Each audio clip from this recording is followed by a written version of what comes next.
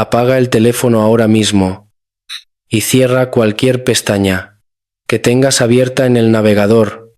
No te lo digo para sonar dramático, te lo digo porque si sigues con el ruido de siempre, vas a escuchar esto como un vídeo más, y este mensaje no fue hecho para acompañarte mientras haces otra cosa. Dile a quien esté cerca que no te interrumpa solo unos minutos, porque lo que vas a oír hoy no es un sermoncito para sentirte mejor, ni una frase bonita para empezar el ano con ánimo. Esto es una advertencia y yo mismo no esperaba estar aquí diciéndola. Hace exactamente 72 horas, llegó a mis manos una nota que no pedí, una palabra que no estaba buscando. Y desde entonces mi cuerpo ha estado funcionando, pero mi mente no ha vuelto a descansar de verdad. Duermo en pedazos como si mi espíritu siguiera despierto, aunque cierre los ojos, y cuando intento comer, siento que algo en el aire me aprieta. El pecho no es ansiedad de la que se cura con distracción. Es esa sensación de que estás a punto de cruzar una puerta y no sabes si al otro lado te van a abrazar o te van a sacudir, pero sabes que ya no puedes fingir que no la viste. Y antes de que pienses que esto es sensacionalismo, escúchame con calma. Vivimos en una época donde todo compite por tu atención, donde la gente se acostumbra a lo urgente y se vuelve indiferente a lo importante. Nos reímos de todo para no sentir nada, desplazamos el silencio con pantallas y llenamos la soledad con ruido. Pero hay momentos en que la vida te habla sin pedir permiso, y cuando eso pasa, lo peor que puedes hacer es tratarlo como contenido. Por eso te lo digo, directo. El 6 de enero no será normal, no será un día más en el calendario, no será una fecha bonita para fotos, ni un lunes cualquiera donde vuelves a la rutina y ya lo dije así, porque así fue como me golpeó primero, como una frase repetida que no venía de mi razonamiento, sino como una alarma que no se apaga.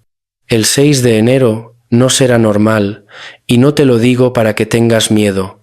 Te lo digo para que no te encuentre dormido por dentro. Hoy vamos a entrar juntos en la historia completa, como llegó este aviso a la madrugada que me despertó con una vibración distinta, como un mensaje de un número desconocido. Me llevo a una casa de oración encendida día y noche, y como un hombre anciano, con ojos que parecían leer mi vida, me dijo sin rodeos que había una ventana espiritual abriéndose, y que lo que entre por esa ventana puede marcar el resto del ano, de una manera que muchos no están listos para enfrentar. Si estás escuchando esto ahora, no es casualidad. Quédate hasta el final, porque no solo voy a contarte lo que pasó. También vas a recibir instrucciones claras, prácticas y simples para prepararte antes de que llegue esa fecha. Y si este tipo de contenido te ayuda a despertar, a ordenar tu vida y a fortalecer tu fe, te invito a suscribirte al canal y activar la campanita, así no te pierdes las siguientes partes, porque lo que empieza hoy es un antes y un después. Todo comenzó en un punto exacto de la madrugada, cuando el silencio ya no es descanso, sino territorio abierto. Eran las 3:47 cuando el teléfono vibró sobre la mesa de noche, y no fue una vibración común. No fue ese zumbido mecánico que reconoces al instante, fue algo más profundo, como si el sonido atravesara primero el pecho y después el oído. Me desperté de golpe con el corazón acelerado, no por miedo, sino por esa certeza incómoda de que algo importante estaba intentando alcanzarme. Me quedé sentado unos segundos mirando la pantalla apagada, como si alargar ese momento pudiera cambiar lo que venía después, pero la vibración se repitió y ya no pude ignorarla. Tomé el teléfono y vi un mensaje de un número que no tenía registrado. No había saludo, no había explicación, solo una frase, breve, directa. El hermano Elias necesita hablar contigo urgente. No es para mañana debajo. Había una ubicación a las afueras de la ciudad, un lugar que yo conocía solo de nombre, una casa de oración que nunca duerme. En ese instante pasaron muchas cosas por mi mente. La primera fue negar, minimizar, decirme que podía ser un error, un mensaje equivocado, pero había algo en el ambiente, algo difícil de explicar, como cuando sabes que una conversación va a cambiarte antes de tenerla. Mire el reloj otra vez. 3:40 y 7. No era una hora cómoda, no era una hora razonable, y sin embargo, sentí que si me daba la vuelta y volvía a dormir, algo dentro de mí se quebraría. Me levanté despacio sin hacer ruido, me vestí en silencio y salí de la casa con las llaves en la mano. El aire de la madrugada estaba frío, pero limpio. Conduje por calles vacías, donde los semáforos cambiaban de color para nadie, y el cielo estaba sorprendentemente claro. Las estrellas parecían más cerca, como si la noche misma estuviera despierta. Mientras yo avanzaba, una frase empezó a repetirse en mi mente con una insistencia que no venía de mis pensamientos. El sexto día no será como los otros días. No era una idea, era un martilleo constante. Cada kilómetro que avanzaba, esa frase ganaba peso. No explicaba nada, pero lo decía todo. Sentía una mezcla de temor y expectación. No ese miedo que te paraliza, sino el que te obliga a prestar atención, el que te recuerda que estás entrando en tren, algo que no controlas. Y por alguna razón, pensé en cuántas veces la gente ignora estas señales por comodidad, por cansancio, por no querer complicarse la vida.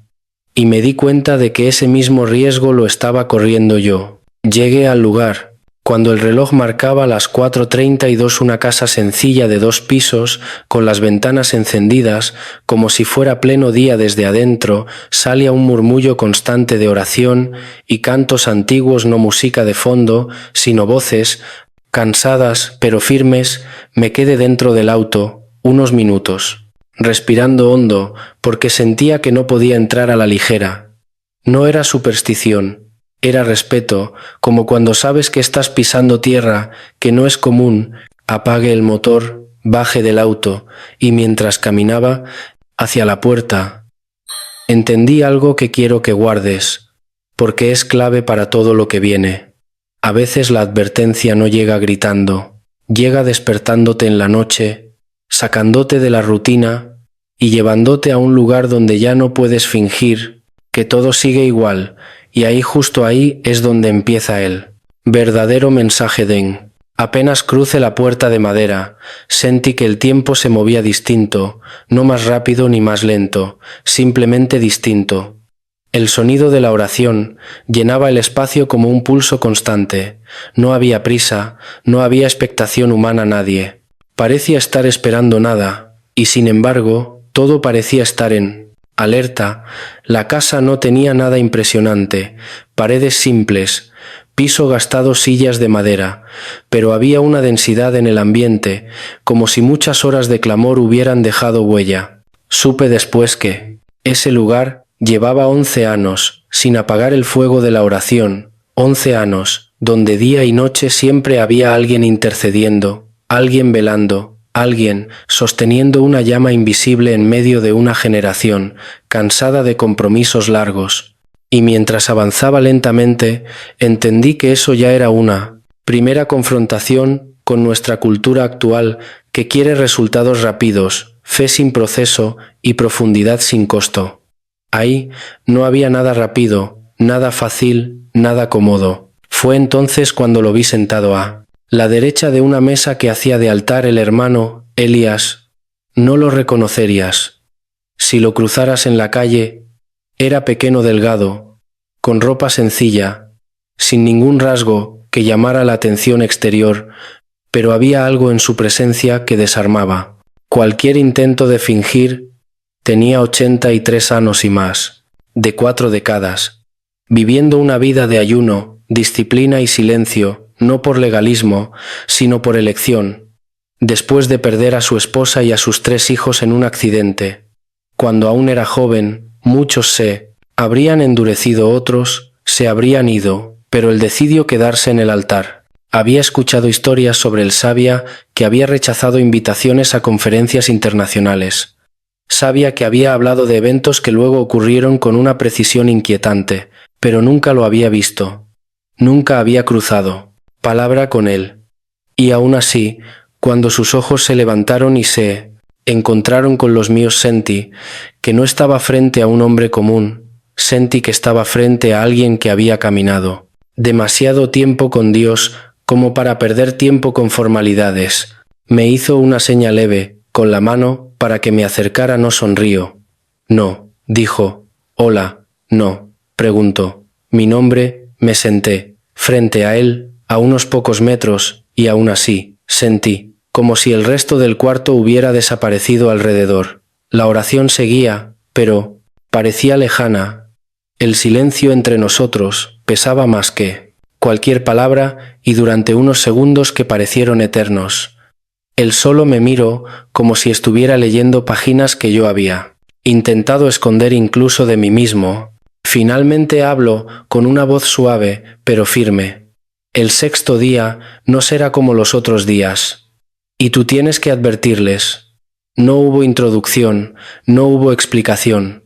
Fue una declaración directa, como un decreto. Yo no respondí no, porque no supiera qué decir, sino porque cualquier palabra habría sido ruido en ese momento. Sentí el mismo temor reverente del que hablan las Escrituras. No el miedo que huye, sino el que se inclina, el que entiende que está frente a algo más grande. En ese instante comprendí que esta historia no giraba en torno a mí, ni a Elías, ni siquiera a esa casa de oración. Todo giraba alrededor de una decisión, una línea invisible que se estaba trazando en el tiempo y que muchos cruzarían sin darse cuenta y otros serían preparados para atravesarla con los ojos abiertos y el corazón firme. El hermano Elías se reclinó apenas en su silla, como quien decide abrir una puerta que ha mantenido cerrada demasiado tiempo. Cerró los ojos unos segundos, y cuando los volvió a abrir su mirada, ya no estaba solo en el presente, parecía estar viendo algo superpuesto sobre la habitación, algo que no podía compartirse a la ligera. Hace 3 meses, dijo el Señor, me despertó exactamente a la misma hora que a ti hoy, 3:47 de la madrugada, y desde entonces he intentado callar lo que vi, pero la palabra ardía por dentro, como fuego atrapado en los huesos.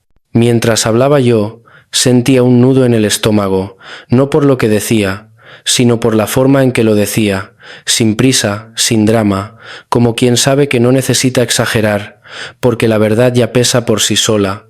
Me dijo que en esa hora de silencio le fue mostrada una escena repetida en muchos hogares, personas sinceras, gente de iglesia con Biblias subrayadas, canciones de adoración en sus labios, rutinas espirituales bien establecidas.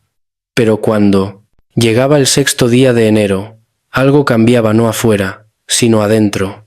No hablaba de catástrofes visibles, no de titulares alarmantes ni de sirenas. En la calle hablaba de algo más peligroso, precisamente porque no se nota una puerta que se abre en el ámbito espiritual, una apertura sutil que determina la dirección del resto del ano, y mientras se le explicaba sentí una resistencia conocida dentro de mí, esa misma que quiere analizarlo todo, racionalizarlo, minimizarlo, y Elías, como si pudiera escuchar mis pensamientos, levantó la mano con calma y dijo, ahora mismo, hay alguien que quiere apagar esto porque le incomoda, no porque no sea verdad, sino porque amenaza su comodidad. Esas palabras me atravesaron, porque describían con exactitud nuestra época. Vivimos defendiendo la zona de confort, llamándola equilibrio. Vivimos cansados, pero no dispuestos a cambiar hábitos, y cuando algo nos confronta, preferimos etiquetarlo como exagerado antes que permitir que nos despierte Elías. Continúo diciendo que esa resistencia no es discernimiento, es apego, es el alma, protegiendo lo familiar. Aunque lo familiar esté vacío, aunque lo familiar ya no tenga vida, entonces me pidió algo que en ese momento me pareció sencillo, pero cargado de significado. Me dijo que las decisiones espirituales necesitan acciones visibles porque la pasividad es el idioma favorito de la negligencia. Me explico que cuando una persona declara algo en público, aunque sea escribiendo, Una frase está rompiendo la inercia y alineando su interior con una decisión concreta. No es magia, es coherencia, es dejar de ser espectador. Yo pensé en cuántas veces la fe se queda en intención, cuántas veces escuchamos mensajes fuertes, asentimos emocionados y al día siguiente todo sigue igual. Elías dijo que esa es la tragedia silenciosa de muchos creyentes: información sin transformación, conocimiento sin obediencia, rituales sin vida y que el sexto día no será amable con la pasividad. Los que sigan dormidos serán arrastrados no por falta de amor divino, sino por falta de posición. El ambiente se volvió más denso, no porque él hablara más fuerte, sino porque cada palabra caía como una piedra en agua quieta. Y mientras lo escuchaba, entendí que este no era un mensaje para curiosos. Era una advertencia para los que aún tienen tiempo de elegir cómo llegar a ese día preparados o desprevenidos, conscientes o distraídos, y en ese punto supe que no había marcha atrás. El hermano Elías guardó silencio por un momento, como si estuviera midiendo el peso de lo que venía. Luego se inclinó hacia adelante, apoyando los codos en las rodillas y bajó un poco la voz, no para crear suspenso, sino porque lo que iba a decir no se grita, se entrega. Me dijo que lo que había visto no era un evento aislado, ni una experiencia mística reservada para unos pocos, era un patrón, una repetición que se estaba formando lentamente en el tejido invisible de la vida cotidiana. Vi hogares que por fuera se veían iguales, dijo, mismas rutinas, mismas costumbres, mismas palabras de fe, mismas fotos familiares en las paredes, pero cuando llegó el sexto día de enero, la presión reveló lo que cada uno había construido en secreto. Algunos resistieron, otros colapsaron, y la diferencia no estuvo en lo visible, estuvo en lo profundo. Mientras hablaba, yo pensaba en nuestra sociedad, en cómo todo se disena para parecer fuerte por fuera, mientras por dentro muchos viven agotados, desconectados, sobreviviendo a base de distracciones.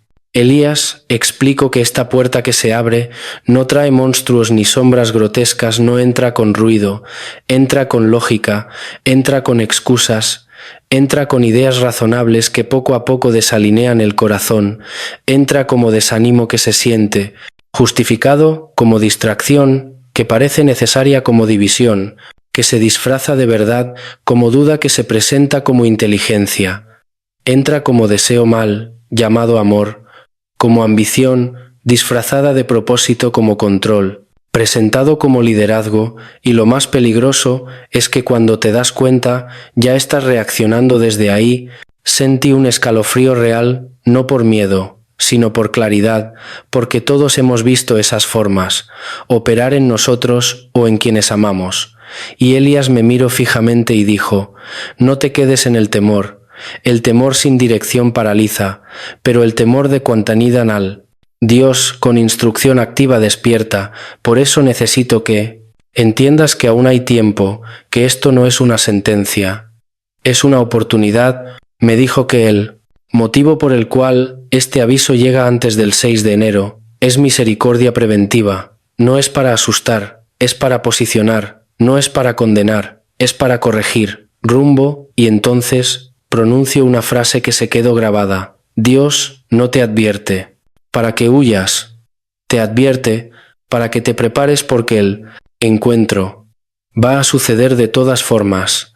La pregunta es cómo llegarás a él. En ese momento entendí algo que quiero compartir contigo ahora mismo. Si estás escuchando esto y sientes incomodidad, si algo dentro de ti quiere distraerse o cambiar de tema, no lo ignores, no es casualidad. Es una señal de que este mensaje no pasa por encima de ti. Te está tocando donde importa, y mi invitación es sencilla: no te vayas todavía.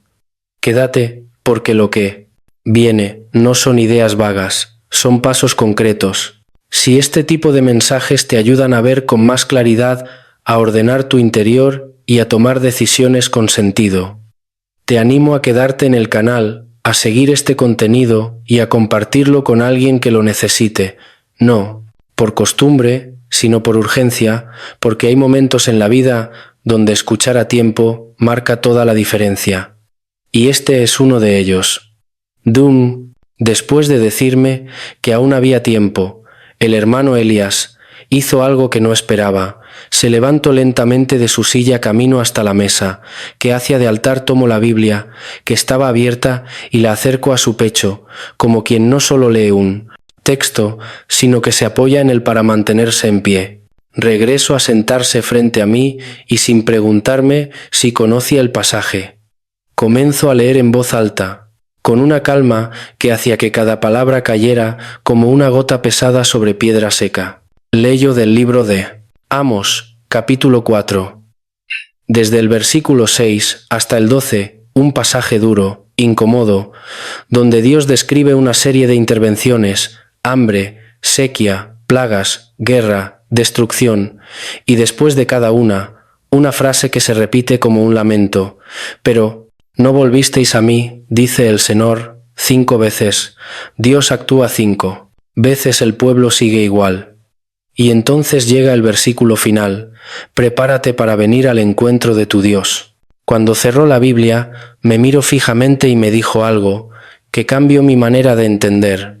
La palabra prepararse no significa solo estar listo, significa estar establecido firme. En posición correcta no es una espera pasiva, no es cruzarse de brazos y aguantar, es colocarse activamente donde debes estar, antes de que el momento llegue. Y entonces agrego, esta es la parte que muchos no quieren. Escuchar. Dios no advierte para asustar, advierte para posicionar. Me explico que cada advertencia divina es una expresión de misericordia adelantada. Es Dios diciendo, aún puedes ajustar el rumbo, aún puedes cambiar la postura, aún puedes decidir cómo llegarás al encuentro. La cita no se cancela, pero tu condición al llegar determina el resultado. Y mientras lo escuchaba, pensé en cuántas veces confundimos amor con comodidad, cuando en realidad el amor verdadero a veces sacude para salvar. Elías continuó diciendo que el 6 de enero no era una fecha elegida al azar. Durante meses, en su tiempo de oración, esa fecha aparecía una y otra vez en contextos distintos, hasta que comprendió que se trataba del 6º día del primer mes, una fecha que en muchas tradiciones se conoce como día de revelación, el día de la Epifanía, cuando lo oculto se manifiesta, cuando la luz se muestra claramente. Pero me dijo, hay algo que pocos consideran, así como hay revelaciones de luz, también hay desenmascaramientos de sombra. Ese día revelará no solo quien cree, sino cómo cree, no solo lo que se dice, sino lo que se vive, no solo la apariencia, sino el fundamento. Y ahí fue cuando sentí el peso real de este mensaje. No se trata de un evento externo, se trata de una exposición interna, una especie de espejo espiritual donde ya no se puede sostener la incoherencia sin consecuencias. Elías hizo una pausa y respiró hondo, y luego dijo, esto no es fatalismo, es oportunidad, aún hay días antes de esa fecha, aún hay margen para ordenar, limpiar, fortalecer y posicionarse.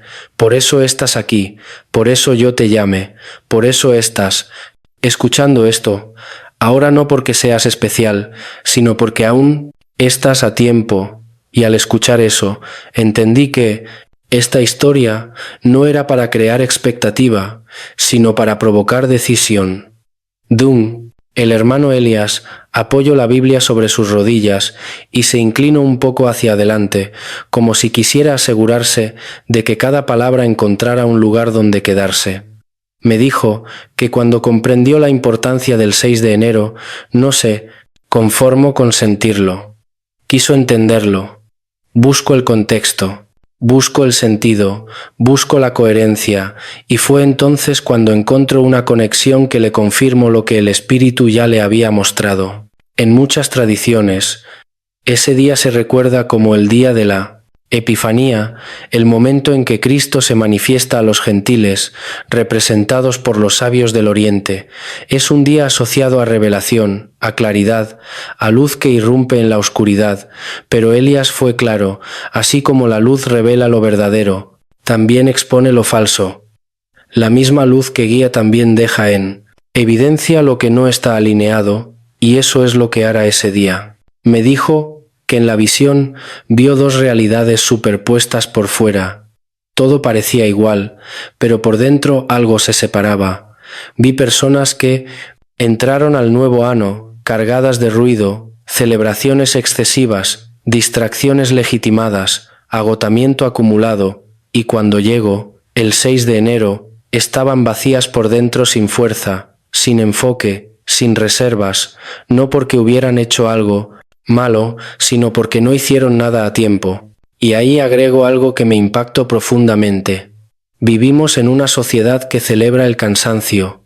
Como medalla de honor, corremos sin parar, pero no sabemos hacia dónde, y cuando el espíritu pide quietud, respondemos con entretenimiento. Cuando pide arrepentimiento, respondemos con justificación. Y ese desfase se paga no siempre de inmediato, pero siempre con interés. Elías dijo que el 6 de enero funcionara como un punto de presión. Lo que no está firme se moverá, lo que no tiene raíz se secará, lo que no ha sido trabajado en secreto, quedará expuesto no para humillar, sino para revelar la verdad y dar oportunidad de cambio, pero solo para quienes estén dispuestos. Aferlá me describió hogares donde nada externo, cambio, pero el ambiente interno se volvió pesado. Relaciones que se tensaron, pensamientos que se oscurecieron, decisiones impulsivas que trajeron consecuencias duraderas, no por falta de fe declarada, sino por falta de fe vivida y al mismo tiempo me hablo de otro grupo, personas que tomaron en serio los días previos, que usaron ese tiempo para ordenar su interior, para cerrar ciclos, para limpiar agendas, para reconciliarse con Dios y consigo mismas.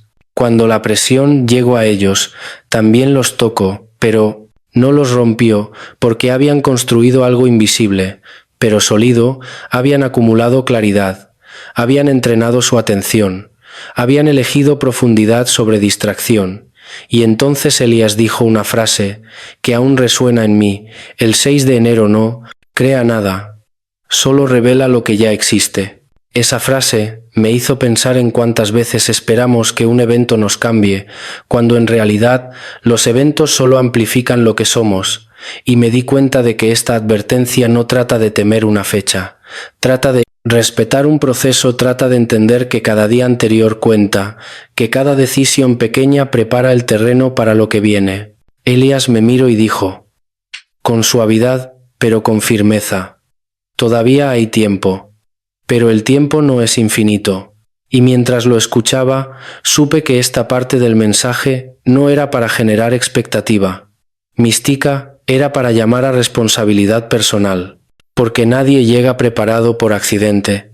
Ding. Después de explicarme que el 6 de enero no crearía nada, sino que revelaría lo que ya estaba dentro, el hermano Elías enderezó la espalda y su tono cambió.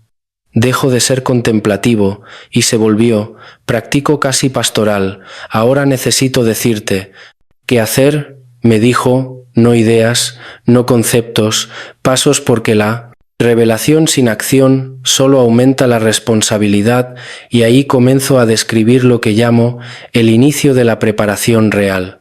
Me dijo que todo comienza con el amanecer, no por misticismo, sino por gobierno interior. Quien gobierna el inicio del día influye en todo lo que viene después. Por eso, desde hoy hasta el 5 de enero, vas a establecer una frontera al amanecer, cada día sin excepción. Te levantarás antes de que salga el sol. No importa si dormiste poco, no importa si te sientes cansado, porque esto no se trata de comodidad, se trata de posición. Mientras hablaba, pensé en lo contracultural que suena eso. En un mundo que idolatra dormir hasta tarde y vivir de noche. Pero Elías explicó que el amanecer es un territorio espiritual poco disputado porque la mayoría está dormida, y cuando eliges encontrarte con Dios, ahí estás, declarando prioridad, estás entregando las primicias de tu tiempo, y eso crea una alineación interior que ninguna agenda puede romper fácilmente. En ese tiempo no vas a pedir cosas, dijo, vas a declarar quién eres, vas a recordarte tu identidad antes de que el mundo intente asignarte otra. Vas a hablar en voz alta porque tu voz no es decorativa, es creativa, y comienzo a recitar declaraciones no como fórmula sino como afirmación de verdad. Soy hijo de Dios, comprado con sangre, sellado con el Espíritu, guardado con propósito, llamado con sentido, y mientras lo decía, entendí que muchos viven derrotados, no por falta de fe, sino por falta de memoria, olvidan quiénes son antes de salir a enfrentar el día. Elías, explico que este ejercicio no es para convencer a Dios, es para alinear el alma, porque el ruido constante nos fragmenta y el amanecer restaura unidad interior. Menciono que incluso a nivel humano, las primeras decisiones del día marcan la inercia mental. Si comienzas reaccionando, pasas el día respondiendo, pero si comienzas afirmando, pasas el día gobernando. Después, agrego que junto con ese hábito debería venir un silencio intencional, no llenar ese tiempo con música o mensajes, sino aprender a estar presente, a respirar, a escuchar porque la claridad no grita, se percibe y ese espacio de quietud prepara la mente para distinguir entre urgencia real y distracción disfrazada. Mientras lo escuchaba, sentí que algo tan simple como levantarse antes del sol y declarar identidad parecía pequeño, pero al mismo tiempo poderoso, porque rompe la automatización de la vida y devuelve la elección consciente. Y Elías cerró esta parte diciendo: el que no entrena su espíritu en lo pequeño, se quiebra en lo grande. Por eso esta preparación empieza ahí, en lo cotidiano, en lo que nadie ve, pero todo sostiene Dung. El hermano Elías no se detuvo ahí, sabía que levantar el espíritu al amanecer era solo una parte, porque de nada sirve encender una luz si sigues dejando abiertas las ventanas por donde entra el ruido. Entonces me hablo de lo que llamo el ayuno invisible, no un ayuno de comida, sino un ayuno de impulsos cotidianos que desgastan sin que nos demos cuenta. Dijo que entre hoy y el 5 de enero había 3 cosas de las que debíamos abstenernos con seriedad. La primera era el ayuno de opiniones. Deja de opinar sobre todo, me dijo. No, todo necesita tu comentario. No, toda conversación requiere tu corrección. Vivimos en una cultura que confunde expresarse con existir y que cree que el silencio es debilidad, cuando en realidad muchas veces es dominio propio. Cada vez que das tu opinión, estás invirtiendo energía interior en algo, y si la gastas en discusiones innecesarias, luego no tendrás fuerza para las batallas, que sí importan. La segunda era el ayuno de validación. Deja de buscar aplauso, reconocimiento, likes, palabras que confirmen tu valor, porque cuando dependes de la afirmación externa te vuelves frágil, cualquier ausencia de respuesta te derrumba. Elías fue claro: si sirves, hazlo en secreto, si oras, hazlo sin anunciarlo, si das que nadie lo sepa, porque entrenar el alma a no necesitar aplauso humano la fortalece para cuando venga la presión real. La tercera era el ayuno de entretenimiento pasivo. Aquí su tono fue firme. No porque el descanso sea malo, sino porque mucho de lo que consumimos no descansa, nos seda, nos adormece, nos deja con la mente fragmentada, horas de desplazamiento infinito, pantallas encendidas hasta la madrugada, historias que no aportan nada, pero ocupan todo el espacio mental. Elías dijo que esos contenidos están diseñados para capturar atención, no para nutrir conciencia, y en días de preparación eso es peligroso. Me dijo: necesitas tu mente clara, tu atención enfocada, tu interior despierto, porque no se puede discernir con la cabeza saturada. Y ahí conecto con algo más. Practico la limpieza del entorno, porque el desorden externo influye, más de lo que admitimos. No es superstición, Es coherencia. Si tu espacio está saturado, tu mente lo estará también. Me dijo que en esos días debíamos limpiar, ordenar, deshacernos de lo innecesario, no como ritual, sino como declaración, sacar lo que ya no sirve, lo que está roto, lo que ocupa espacio, sin aportar valor, y mientras lo haces orar, no con palabras complicadas, sino con intención, declarando que ese espacio es territorio de paz y claridad. Mientras lo escuchaba, entendí que esta preparación no tiene nada de mística exagerada, es profundamente práctica. Se trata de reducir ruido, cerrar fugas de energía y crear condiciones para escuchar y responder. Y Elias cerró esta parte con una frase que me quedó grabada: no puedes proteger lo que no valoras y no valoras, lo que siempre tratas como accesorio. Por eso, estos ayunos no son castigo, son entrenamiento para recuperar gobierno interior antes de que llegue el día que revele todo. El hermano Elias. Respiro hondo antes de continuar, como si supiera que esta parte tocaría fibras más profundas. Me dijo que después de limpiar el entorno y aquietar la mente, venía una tarea que muchos evitan porque requiere honestidad. Sin maquillaje, el inventario del corazón y de las relaciones, no en una pantalla, no de memoria, sino con papel y lápiz, porque escribir obliga a enfrentar lo que la mente intenta esquivar. Me dijo que hiciera una lista de las personas con las que interactúo de forma regular, familia, amigos, compañeros de trabajo, hermanos de fe, y que por cada nombre me hiciera preguntas simples, pero contundentes. ¿Esta relación me acerca a Dios o me aleja, me edifica o me desgasta? ¿Soy yo mismo o actúo un personaje? Hay conflictos no resueltos, hay palabras pendientes, hay perdón retenido y fue claro. No se trata de cortar personas con frialdad, se trata de ordenar prioridades y establecer límites sanos, porque las relaciones desordenadas son grietas por donde entra lo que no debe entrar. Después hablo de la necesidad de volver a la palabra y no de forma apresurada. Me indicó que leyera la carta a los Efesios completa de principio a fin, al menos 3 veces antes del 6 de enero, en voz alta con pausa, dejando que cada frase encuentre espacio. Explico que ese texto es un manual de identidad y de guerra interior. No solo nombra al adversario, sino que recuerda la posición del creyente en Cristo, quién eres, donde estás, sentado espiritualmente, con qué autoridad caminas y cómo vestirte para resistir. Luego, su tono se volvió aún más serio. Cuando menciono las puertas abiertas a lo oculto, me dijo que muchas personas sinceras conviven con grietas que la cultura ha normalizado, consultar horóscopos por curiosidad, consumir entretenimiento que glorifica la oscuridad, guardar objetos cargados de símbolos, que no se disciernen, hablar palabras de derrota sobre la propia vida.